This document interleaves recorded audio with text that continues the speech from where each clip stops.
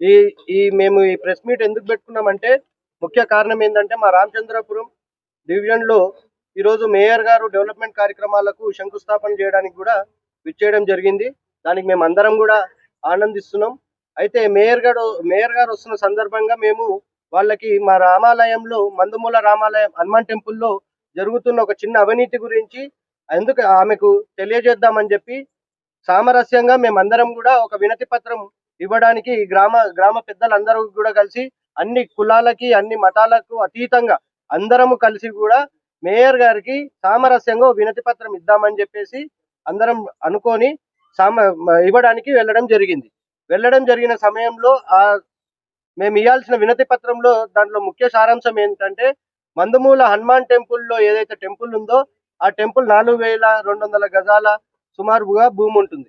దాంట్లో ఒక మూలన ఇంతకుముందు ఈ కుర్మ సంఘంకి సంబంధించి జిహెచ్ఎంసి నుంచి ఒక 22 లక్షల నిధులు కేటాయించుకొని కుర్మ సంఘం కడతామని, అయితే మేయర్ గారిని మభ్యపెట్టి మేయర్ గారికి కమ్యూనిటీ హాల్ అని చెప్పి ఇక్కడ వీళ్ళు కడుతుందేమో కుల సంఘం కడుతున్నారు.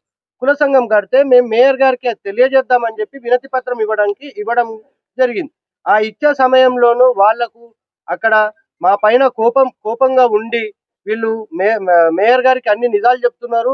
ఇక్కడ మనం కమ్యూనిటీ హాల్ అని తెచ్చుకున్న దానికి వాళ్ళు కుల సంఘము అని తెచ్చుకొని కుల సంఘం కడుతున్నాము, వాళ్ళు ఉన్న నిజం చెప్తున్నారు కుల సంఘం కడుతున్నాం అని చెప్పి మేము మేయర్ గారికి చెప్తుంటే మేయర్ గారు కూడా మాకు వెరీ క్లియర్ గా ఏమని చెప్పడం జరిగిందంటే జిహెచ్ఎంసి ఏదైనా సరే కులాలకి మతాలకు గాను ఇవ్వదు, నలుగురికి అందరికీ గ్రామస్తులకు అందరికీ సరిపోయేటట్టుగా కమ్యూనిటీ హాల్ కోసం అని చెప్పి కేటాయించడం జరిగింది అని చెప్పింది.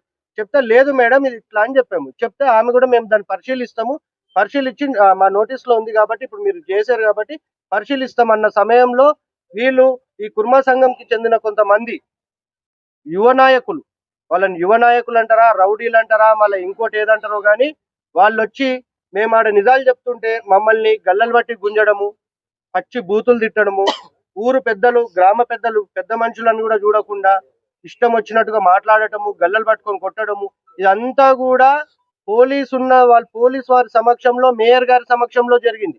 దీనికి పోలీస్ వారు కూడా చెప్పాలి ఎవరిది తప్పు ఉంది, వాళ్ళు ఎవరికి న్యాయం చేస్తున్నాం అన్న విషయం పోలీసు వాళ్ళు కూడా చెప్పాలి. ఎందుకంటే